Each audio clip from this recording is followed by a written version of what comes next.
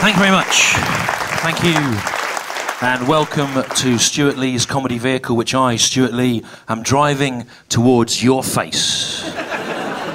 Now, it's my belief that we're living in the last days of Western civilization from a cultural, artistic and intellectual point of view. And I first noticed this about 18 months ago. I went into a branch of Yo Sushi, the Yo Sushi fast food sushi chain, where they were then offering a dish, a sushi dish, named after the Joy Division song, Love Will Tear Us Apart. I thought, does Ian Curtis's wife look at that? Does she look at a tiny parcel of rice and fish going round and round on a fish juice smeared conveyor belt and think, yes, that's what he would have wanted?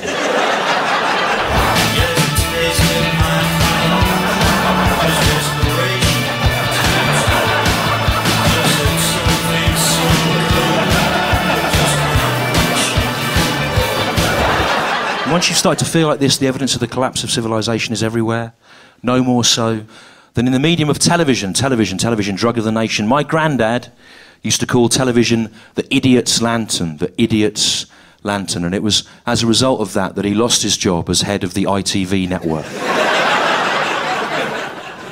Yeah, my granddad used to call television the idiot's lantern, and it was as a result of that that he was given the job of head of the ITV network.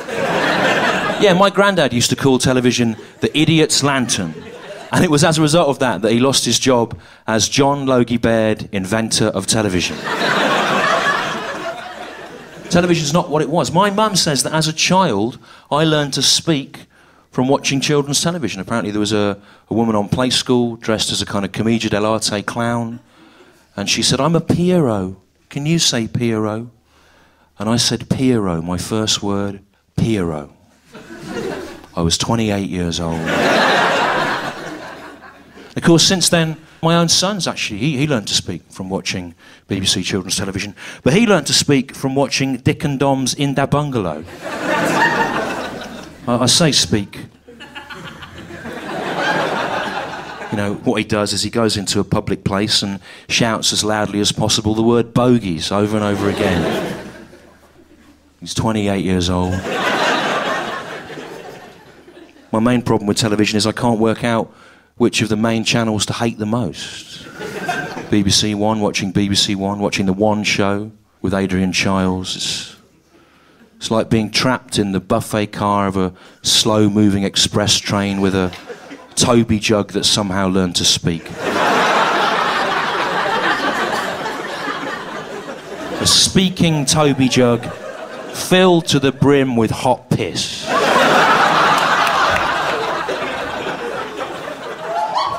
The inexorable rise of Adrian Chiles, it makes me long for the days when a regional accent was considered a professional disadvantage.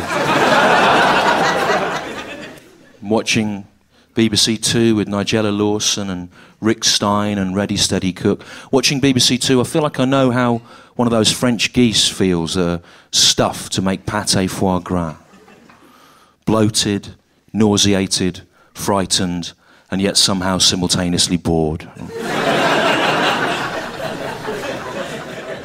I'm watching ITV1, the Anton Deck's Saturday Night Takeaway, and Anton Deck's I'm a Celebrity, Get Me Out of Here, and Anton Deck's telephone voting scandal.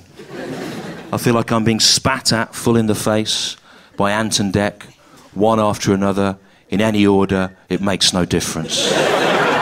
Watching Channel 5, I feel like I'm wandering around Woolworths. Remember, you used to wander around Woolworths and you'd think, what kind of shop is this?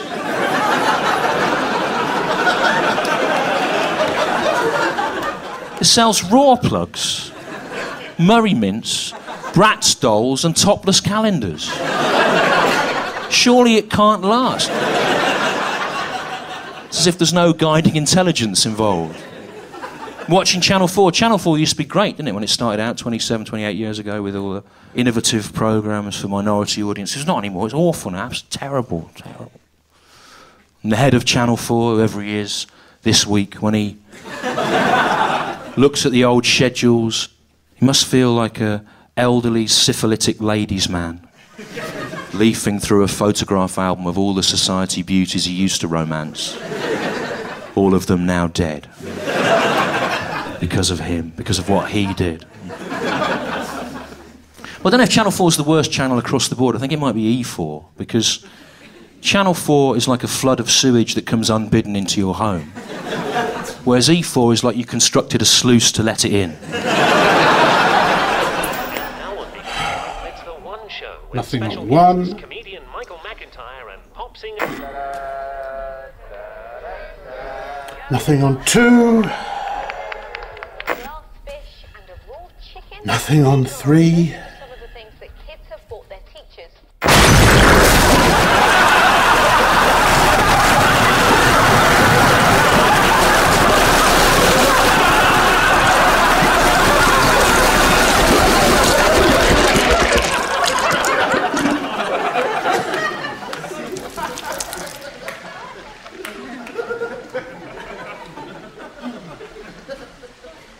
Try E4.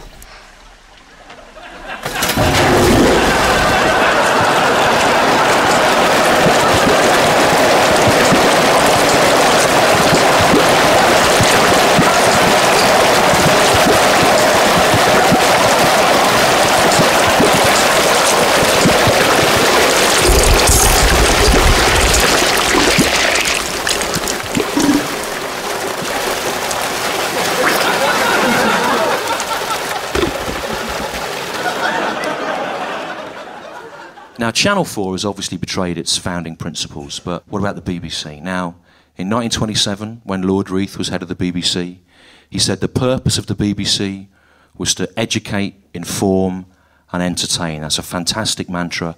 Educate, inform, and entertain. Of course, Lord Reith also described Hitler as magnificently efficient. And he forbid the playing of black American jazz music on the grounds that it was filthy. So, you know, educate, inform, entertain. That was good. But he supported Hitler, and he was a jazz racist. Yeah, a jazz racist. Hitler's racial hatred worked within very strict principles, but Lord Reith liked to improvise.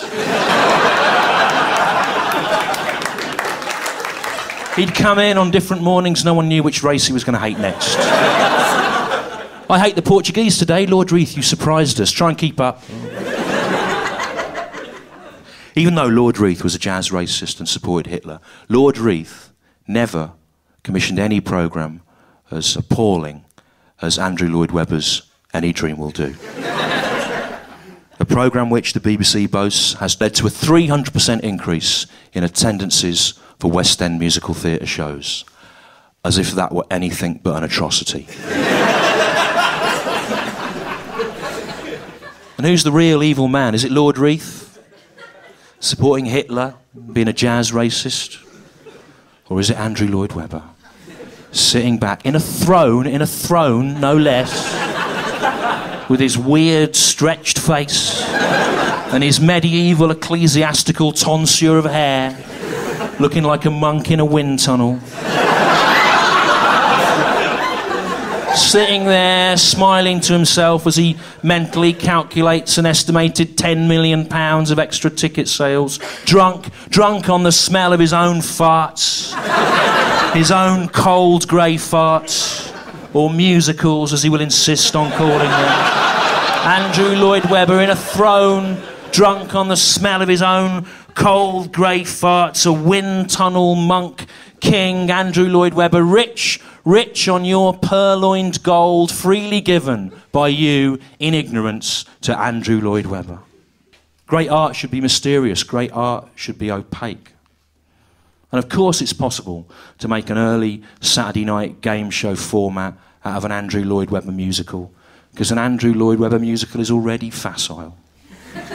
But you couldn't invite the public to use a telephone voting system to cast a production of Samuel Beckett's Waiting for Godot. The show that solved a problem like Maria and made Joseph's dream come true is back! But this time around, we've got all highbrow. Ooh! With the Nobel Prize-winning absurdist playwright, Samuel Beckett!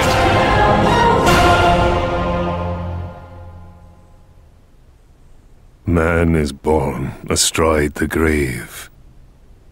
The grave digger weeps into our mouths and covers us with clay. And Samuel needs your help, casting one of the best-loved characters from 20th century experimental theatre. From Waiting for Godot, it's the bipolar idiot savant and deranged brain-damaged tramp slave clown, Lucky! We whittled down Samuel's potential luckies from literally thousands of applicants. Then they'll fight it out on stage in front of the master of misery himself. But only the chosen one will win the chance to earn £364 a week equity minimum wage, performing the role to bored GCSE students. You should be so lucky. Pretentious rubbish. Put it on 4 again.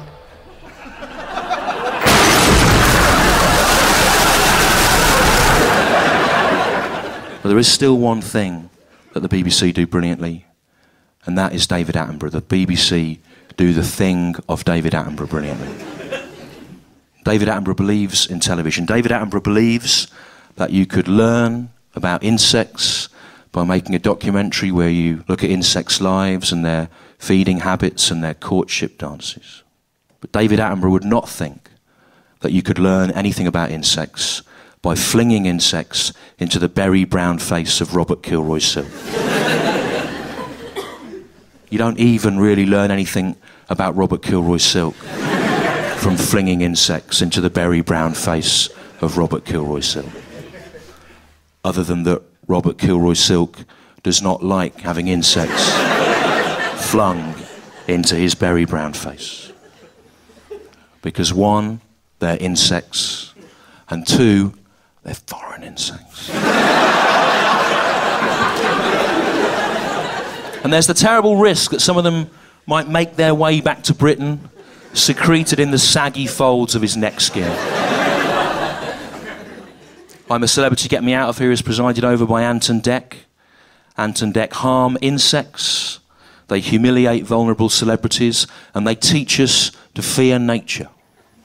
Anton Deck are the smiling apologists for television's worst excesses, aren't they? Their souls are caked in sin. And yet they never grow old, do they, Anton Deck? They never grow old. We grow old, you grow old, I grow old, but Anton Deck do not grow old. David Attenborough grows old. David Attenborough is very old. David Attenborough is so old he can remember when Charles Darwin first brought him back from the Galapagos Islands as a young naturalist and made him dance before Queen Victoria. But Anton Deck do not grow old, as we that are left grow old. Age shall not wither them, nor the years condemn. Why?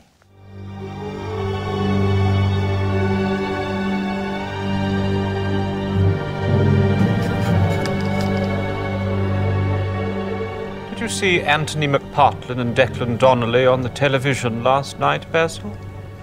Television has yet to be invented, Henry, as you know. Yet I fancy I saw them, nevertheless. Throwing insects into the berry-brown face of Robert Kilroy Silk. Indeed. Must be, 20 years since the Geordie duo first appeared on our screens in the children's drama series Biker Grove. And yet, despite all their sins, all their corruption, they have remained utterly unchanged, unaltered by the passage of time. Yes. But how? 20 years ago, Henry. 20 years ago, they came here to this very studio and had me paint their portrait. They have remained beautiful. But look at the picture, Henry. Look at the picture of Ant and Dec.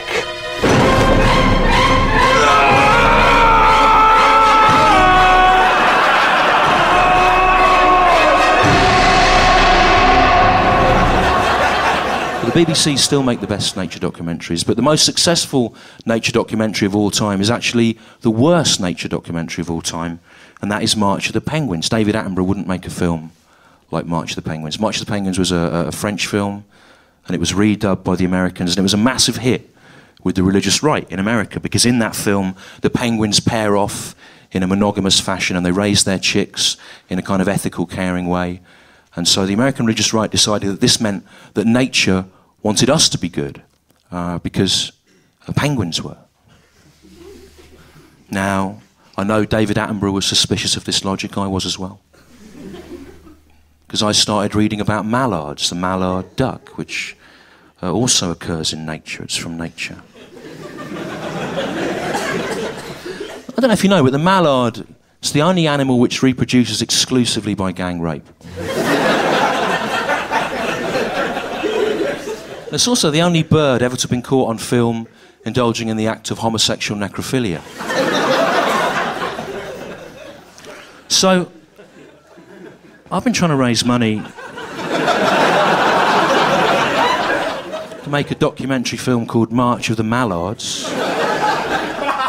which will prove that nature wants us to be evil. And ideally I'll have that with a voiceover from Morgan Freeman going, "There goes that little mallard, raping that dead mallard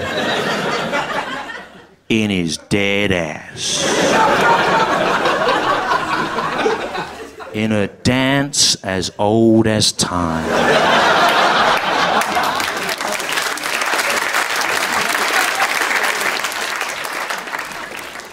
Morgan Freeman lied knowingly about penguins for money. David Attenborough would not have done that. My only hope, some weird kind of cosmic justice, is that in a parallel universe somewhere, there's an inaccurate documentary about Morgan Freeman narrated by a dishonest penguin.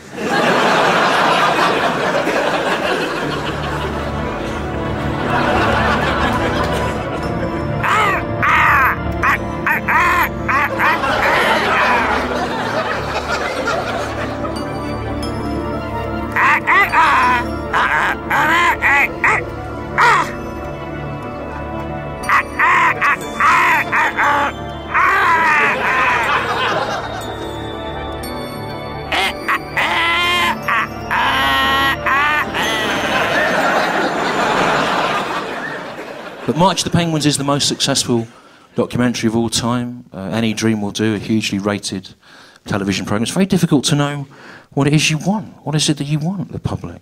It's easy to blame programme makers and schedulers for these things, but you're complicit in watching them, aren't you? What is it that you want? I'll tell you what I don't understand about you, right? Thanks for watching, but what is it that you want? Because every couple of years there's a survey, isn't there, where the public, not you, you're good people, you've come out to live entertainment, but you people at home, not them, look at them, but you, every couple of years, you, not them, they're here, you are asked every couple of years to vote for the funniest thing ever on television. It's in the Radio Times or a website or Channel 4 or something, and you always choose the same thing, don't you? Every couple of years, when they're asked to vote for the funniest thing ever on television, you always choose the same thing, don't you? You always choose Del Boy falling through the bar on Only Fools and Horses. The funniest thing ever on television, according to you, the public. Thanks for watching. The funniest thing ever on television is Del Boy falling through the bar on Only Fools and Horses. So let's have a look at that, yeah? Let's see how funny that is. So he's standing at the bar, isn't he, Del Boy? And then that's raised, and he goes, "Oh."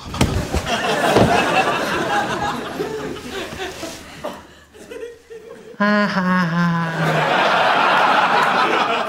Del Boy Stew, he fell through the bar on Only Fools and Horses. And it's the funniest thing there's ever been on television, ever. He fell through the bar, Stu. Del Boy. He was standing up, and then he fell through the bar, and Trigger made a face. And it's the funniest thing there's ever been on television, ever. Is it funnier than Monty Python and Spike Milligan? Yes, it is, Stu. Because he fell through the... He was vertical, Stu. And he became horizontal. And then Trigger made a face. Del Boy, Stu. David Jason. From Inspector Frost. No, Stu, Inspector Frost didn't fall through the bar. He wouldn't do something frivolous like that. Inspector Frost would apprehend a paedophile. And then Trigger would make a face. A serious face. He fell through the bar, Stu. It's the funniest thing there's ever been on television, ever. Play it again. Play it again. Play it again and again and again. Every Christmas, over and over. Until the death of recorded time. Play it again. Until the rocks melt and the seas burn. Del Boy, falling through the bar on Only Fools and Horses. Burn it into the retina of my eye. So that every time I blink, I see a light bulb textured image of Del Boy falling through the bar on Only Fools and Horses, the funniest thing on television ever. And when I die and shut my eyes for the last time, I'll go to my grave laughing as I see Del Boy falling through the bar on Only Fools and Horses, the funniest thing on television ever.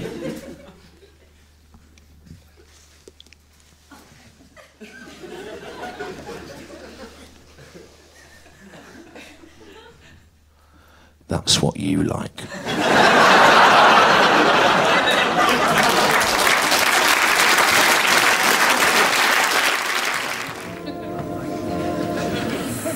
I think we're on a winner here, Trig. All right? Play it nice and cool, son. Nice and cool, you know what I mean?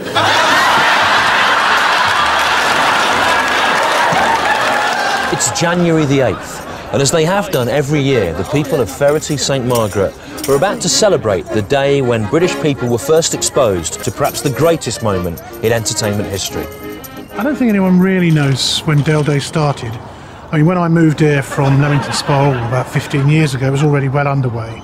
Slowly, easy does it. Every year we recreate this moment with a giant Del Boy. And everyone has a good old drink and a feed up, and there's no harm in it, no harm at all. I never said there was any harm in it. Good, because there isn't. So what have you come as? Well, I've been on the Del Day committee for 5 years now, and this year I'm the trigger man, hence this kind of outlandish garb, I suppose. So at midnight, Del Boy falls through the bar. I come out, look around, pull a face. Brilliant. So this is the bar here that he's going to fall through. Do you think that dropping a big Del Boy through a bar made of straw is funnier or less funny than the actual film of the real Del Boy falling? It's more funnier. Why? Because you can watch it on telly and you can laugh at that, but when you see it falling through the bar, it's actually happening in front of your eyes. So it isn't on the telly, it's big. So it's not small in the corner of the room, it's actually big. 5, 4. The choirmaster and myself are going to dress as women, and later on we're going to be the ladies in the wine bar who tempt Del Boy to his almighty fall. As so often with these traditions, it's full of Christian symbolism, because it's Del Boy's pride and Del Boy's lust that lead him, like Adam, to fall. The Church of England's always been very good, actually, hasn't it, at accommodating these kind of events? Yes, yeah, we have a Halloween-themed service in the church for the children every year, and last month I blessed the electric wheelchair of a rather splendid old lady in the village. And would you bless a civil partnership? No. Can you pass me my stockings, people? I think we're in here, Trig.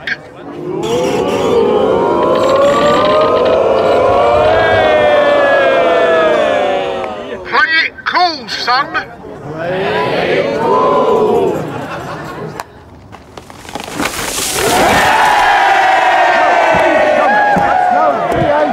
Dillboy falls through a bar, Trigger makes a face. Brilliant. The funniest thing on television ever, Del Boy falling through the bar. And I just think it's fortunate that Sir Isaac Newton did not share the sense of humour of a member of the public. Because had he done so, he would have been so amused by the simple effects of gravity that he would never have got round to making a comprehensive study of its causes. That's the punchline. The phrase, a comprehensive study of its causes. I worked for that. I smashed my head repeatedly on the floor as a lead up to this line. A comprehensive study of its causes. Will you be repeating it at work? No. And yes, I am aware that I say this to you while hanging precariously off this Art Deco balcony.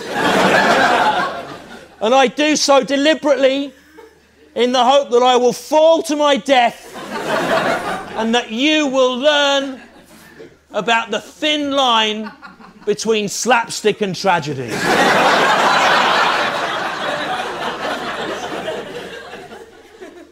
And where have you left me? Literally hanging because the point at where I thought the routine would peak turned out to be about 90 seconds earlier than where I thought it was. This is dead time. But we can't leave, we can't stop, viewers at home, until these people have provided some sense of closure. Yeah. The asked for, the begged for applause. The begged for applause. It's undignified, but it still counts. Good night.